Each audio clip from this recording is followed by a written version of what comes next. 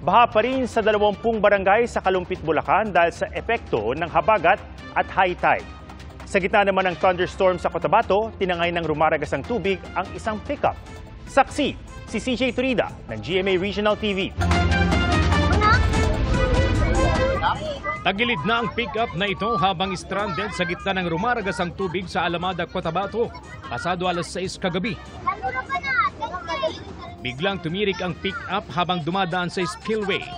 At dahil tuloy-tuloy ang malakas na ulan, tumaas pa lalo ang tubig at inanod ang sasakyan.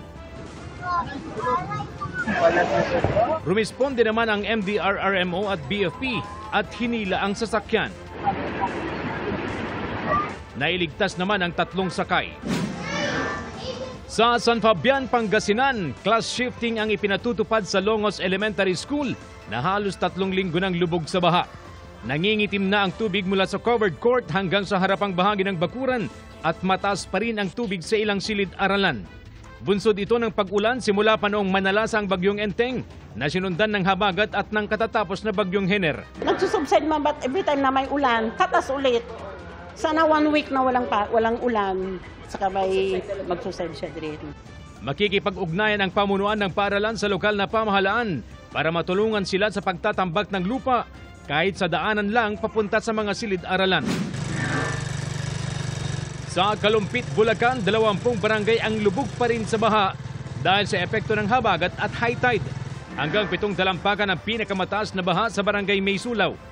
Sa barangay Bulusan, problema pa ang mga sira-sirang kalsada sa ilang lugar.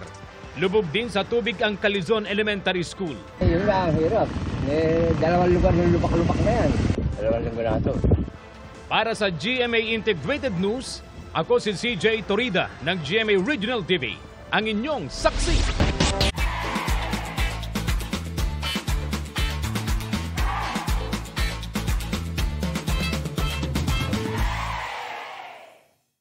Mga kapuso, sama-sama tayong maging saksi. Mag-subscribe sa GMA Integrated News sa YouTube at para sa mga kapuso abroad, samahan niyo kami sa GMA Pinoy TV at sa www.gmanews.tv.